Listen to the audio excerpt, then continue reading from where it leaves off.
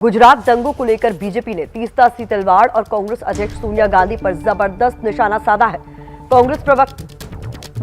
BJP प्रवक्ता संबित पात्रा ने SIT हलफनामे के आधार पर आरोप लगाया है कि कांग्रेस की तत्कालीन अध्यक्ष सोनिया गांधी ने सलाहकार अहमद पटेल के जरिए 30 लाख रुपए दिए थे। तो ये गंभीर आरोप संबित पात्रा ने एक प्रेस कॉन्फ्रेंस में लगाए और सीधा सीधा इन पर जवाब मांगा है सोनिया गांधी से। जो हम कह रहे थे, जो हम सोच रहे थे, जिस पर डिबेट और डिस्कशंस होते थे, आज एफिडेविट में वो हकीकत सामने आया है कि षड्यंत्र तो हुआ, षड्यंत्र के रचयिता कौन थे? Who were the ones who were driving these conspiracies? Ahmed Patel. Shri Ahmed Patel, जो पूर्व के कांग्रेस के दिग्गज नेता, राज्यसभा के मेंबर ऑफ पार्लियामेंट और मुख्यतः chief political adviser to the then Congress president Sonia Gandhi. Ahmed Patel तो मात्र एक नाम है, काम तो सोनिया जी का था।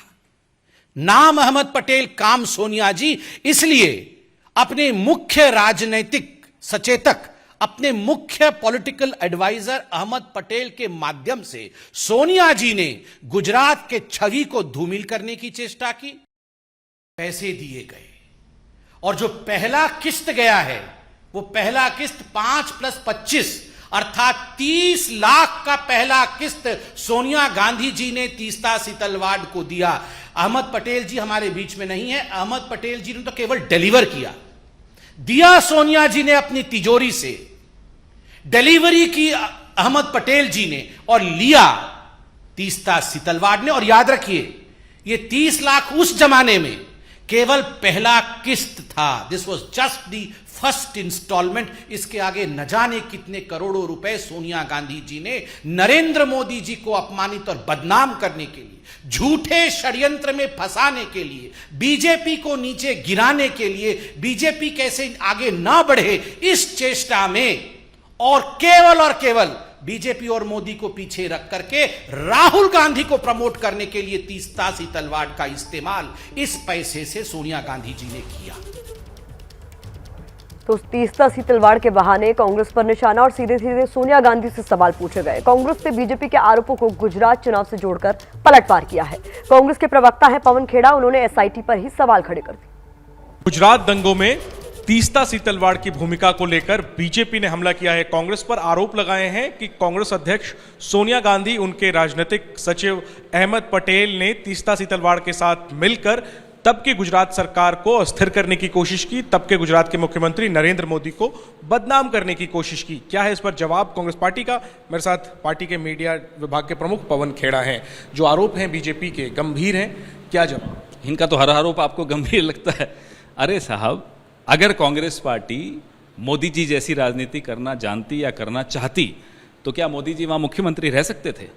सिर्फ बदनामी करके हम रुक जाते, हम हटा देते। लेकिन हम ऐसी राजनीति नहीं करते। और हर गुजरात चुनाव से पहले नरेंद्र मोदी जी की जो फैक्ट्री है इस तरह की कहानियां गढ़ने की, मनगढ़ंत कहानियों की, वो शुरू हो जाती है। पिछले गुजरात चुनाव में जनरल दीपक कपूर से डॉक्टर मनमोहन सिंह तक पर आरोप लगा दिया कि पाकिस्तान के साथ मिलकर मुझे हराना चाहते हैं। फिर माफ़ी मांगनी पड़ी संसद में, फिर माफ़ी मांगेंगे, क्योंकि इस तरह की मनगढ़ंत कहानियों की मियाद 4 से 6 महीने होती है। जब तक वो चुनाव आते हैं, ये कहानियां लाते हैं, जीतने का कोशिश करते हैं और फिर माफ़ी मांग लेते हैं। ये उनकी पुरानी आदत है। आप कह रहे हैं कि अगर कांग्रेस चाहती तो मोदी मुख्यमंत्री ही नहीं रहते। बीजेपी यही तो आरोप लगा रही है कि यही आपकी मंशा थी, जिसकी वजह से आपने। मंशा होती तो हम सफल हो जाते। अगर मंशा होती तो क्या देर लगती थी सफल होने में। लेकिन नहीं, हम ऐसी राजनीति नहीं करते।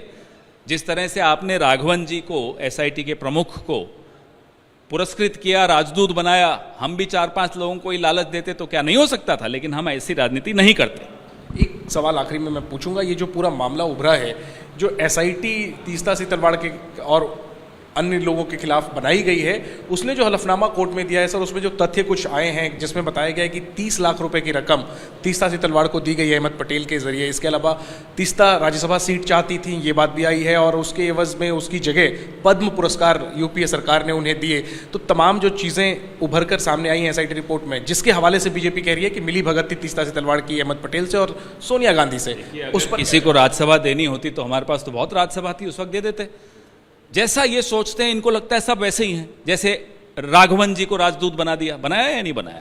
तो एसआईटी उस वक्त की हो या एसआईटी इस वक्त की हो, सिट स्टैंड इनके इशारे पर होती है एसआईटी। क्या रणनीति होगी कांग्रेस की, क्योंकि जैसा आप कह रहे हैं कि गुजरात चुनाव की वजह से इस मुद्दे को तूल दिया जा रहा है और आरोप लगाए जा रहे हैं, तो ऐसे में आपकी क्या रणनीति? हम तो इनको वापस से ऐसे मुद्दों पर लाएंगे, लाते रहेंगे जिसमें ही घबराते हैं। ये छुई मुई प्रधानमंत्री हैं, सड़कों की हालत दिखा दो, बेरोजगारों की शक्ल दिखा दो, किसानों की शक्ल दिखा दो, अर्थव्यवस्था की हालत दिखा दो, रुपए की हालत दिखा दो तो घबरा जाते हैं। सामने ना आपके आएंगे ना हमारे आएंगे, इसलिए इस तरह की थ्योरीज के पीछे जाकर छिप जाते हैं। हम फिर से इन्हें कहेंगे असली मुद्दों पर आइए, चुनाव लड़िए, आंखों में आंखें डालकर बात कीजिए, सवालों को झेलिए। तो ये तो छुई मुई प्रधानमंत्री, ये कहना है पवन खेड़ा का। तो गुजरात दंगे पर कैसे बीजेपी और कांग्रेस आमने सामने, ये आप देख रहे हैं। बीजेपी का ये बड़ा दावा एसआईटी के हलफनामे के आधार पर है, जिसे तीस्ता सीतलवाड़ की जमानत अर्जी के खिलाफ एसआईटी ने दायर किया है। हलफनामे में सनसनीखेज खुलासा हुआ है। एसआईटी के हलफनामे में तीस्ता सीतलवाड़ के कांग्रेस के तत्कालीन अध्यक्ष के राजनीतिक सलाहकार अहमद पटेल से पैसे लेने का जिक्र है। एसआईटी ने दावा किया है कि उसने तत्कालीन राजनीतिक सलाहकार तीस्ता सीतलवाड़ से 2 बार लाखों रुपए स्वीकार किए थे, जिन्होंने सर्किट हाउस में पैसे स्वीकार करने और देखने का भी दावा किया था। यह भी दावा किया जाता है कि गुजरात और गुजरात के तत्कालीन मुख्यमंत्री को बदनाम करने की कोशिश की गई थी। तो ये गंभीर आरोप एसआईटी के हलफनामे के आधार पर बीजेपी कांग्रेस पर लगा रही है और इसमें सीधे सीधे निशाने पर है सोनिया गांधी। और इसी को लेकर आज संबित पात्रा ने भी प्रेस कॉन्फ्रेंस की, कहा कि अहमद पटेल तो सिर्फ नाम है, काम सोनिया गांधी का है। सोनिया गांधी ने खुद अपनी तिजोरी से ये 30 लाख रुपए की रकम दी थी, जिसका जिक्र किया जा रहा है। अहमद पटेल की बेटी मुमताज पटेल ने इसे विधानसभा चुनाव से जोड़ते हुए कहा है कि ऐसा तो होना ही था। थोड़ी देर पहले मुमताज पटेल ने एबीपी न्यूज से खास बातचीत की थी। मुमताज पटेल हमारे साथ खुद फोन लाइन पर जुड़ चुकी हैं। मुमताज जी, जो ये आरोप लगाए गए हैं एसआईटी के हलफनामे का हवाला देते हुए बीजेपी की ओर से, क्या कहेंगी आप? इलेक्शन से पहले तो ये होना ही था जी। तो ये मैं तो यही बोलूंगी कि शायद अगर आप एसआईटी की रिपोर्ट देखेंगे, बाकी पॉलिटिशियन के नाम तो मेंशन किए नहीं है, उनके नाम में अभी भी वजन होगा, इस वजह से नाम ही काफी है। जिस तरह से तत्कालीन कांग्रेस अध्यक्ष के पॉलिटिकल एडवाइजर से पैसे लिए थे, ये कहा गया है सीधे तौर पर आरोप अहमद पटेल पर। जी, तो आप खुद ही देखिए कि एसआईटी रिपोर्ट में क्या लिखा गया है। इतनी बड़ी कॉन्स्पिरेसी 20 साल 25 साल हो गए, आज तक सरकार ने, जब वो जिंदा थे तब क्यों नहीं उनको प्रोसिक्यूट किया? जी, और अब आपको लगता है कि चुनाव, जी हाँ, चुनाव से पहले ऑफ कोर्स बड़ी खबर है, वो हर चुनाव से पहले कुछ ना कुछ आता है। पिछले चुनाव में शायद कोई टेररिस्ट मिले थे अस्पताल में, आज वो गायब हैं। उससे पहले पाकिस्तान में सीएम बना रहे थे उनको, शायद गुजरात का, तब वो था।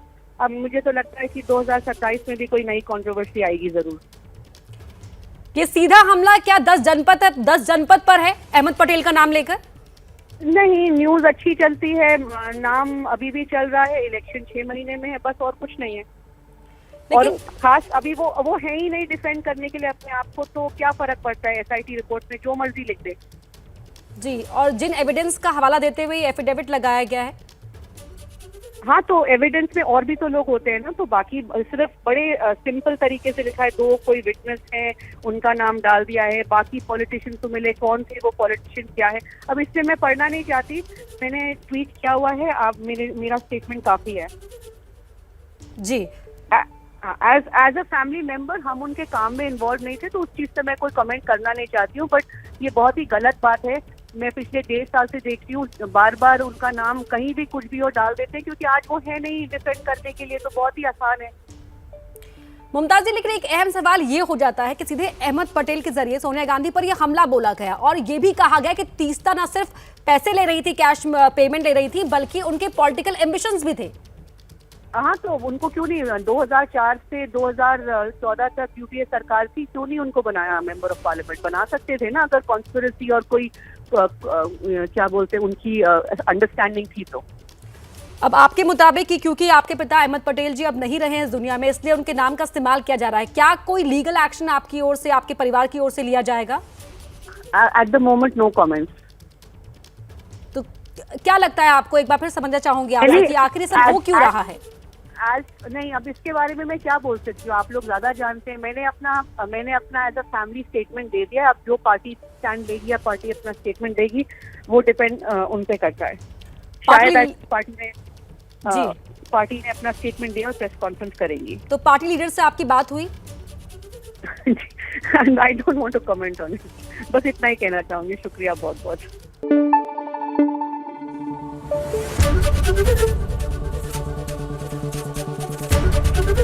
एबीपी न्यूज आपको रखे आगे।